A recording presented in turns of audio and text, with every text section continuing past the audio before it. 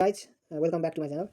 आज चाहिँ म तपाईँहरूलाई यो हाम्रो जापानमा कसरी गाडी चढ्ने भन्ने सम्बन्धित टपिक रहेको छ। म यो सब तपाईँहरूलाई सिकाउन गइरहेको छु।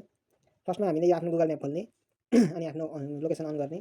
त्यसपछि यो सर्च हियरमा गएर अब आफू कहाँ जाने हो त्यो लोकेसन टाइप गर्ने। फर इक्जाम्पल म जस्तै क्योतो युनिभर्सिटी जानु मन लाग्यो। फर इक्जाम्पल म टक्क त्यहाँ थिच्छु। यो थिचिसकेपछि अब यसले देखाउँछ यो पोइन्ट अनि डाइरेक्सनमा थिच्ने। डाइरेक्सनमा थिचिसकेपछि अब यिनी नर्थ वेस्ट के भनौँ जस युनिभर्सिटी जाने हो म। अब यहाँ देखाउँछ यो सुरुको यो भनेको ड्राइभ यो कारबाट हो, यो ट्याक्सीबाट जाने हो, हामीबाट जाँदैनौँ। अर्को चाहिँ ट्रेनको सिम्बल, यो ट्रेनको सिम्बल भए पनि यो चाहिँ लोकल सिटी बस चल्छ यता, यसलाई लोकल बस नै हो नेपालको जस्तै।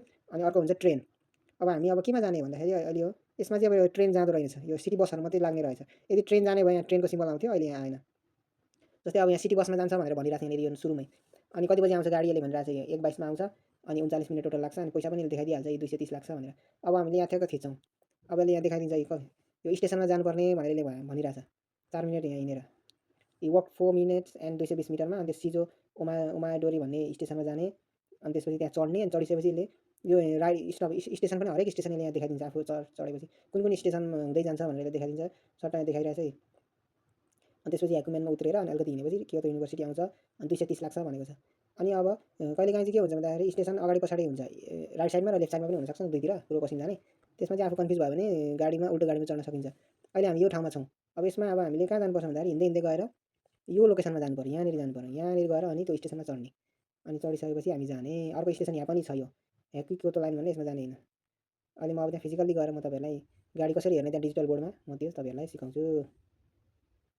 म यहाँ ट्रेन बस स्टप आइसकेको छु होइन। अनि अब यहाँ चाहिँ गएर हेर्नुपर्छ। अब अघि हामीले देखाएको थियो नि कति नम्बर थियो त्यहाँ, 3 नम्बर 26 नम्बर कति जस त्यहाँनिर कति अहिले ठ्याक्क बिर्सिहालेँ त्यहाँ हेर्ने। अनि आफ्नो जति नम्बर फर इक्जाम्पल आफ्नो अब 11 नम्बरको गाडी हो भने यहाँनिर यसले देखाइदिन्छ यो आउँदैछ भन्ने देखाएको। अनि त्यसपछि फेरि यो सर्छ। अनि जस्तै यसमा आउँछ सेकेन्ड नम्बरमा आउँछ त्यो भनेको अलिक नजिक आयो भन्छ। अनि अझै यहाँनिर आयो भने चाहिँ अब चाहिँ आयो भने जस्तै फर इक्जाम्पल यहाँ 69 नम्बरमा के छ भन्दाखेरि बस एप्रोचिङ भन्ने आइसक्यो।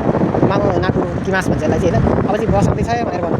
अनि यहाँ तलतिर चाहिँ यो पुरै 29 नम्बर 8 13 होइन 27 99 त्यो सँगै ठाउँमा पुगेर यो टक्क राखेको होला सायद। पैसरी यहाँनिर आउँछ गाडी। अनि त्यसपछि जब आफ्नो नम्बर आउँछ अनि गाडीमा चढ्ने अनि जाने, आफ्नो लोकेसनमा जाने।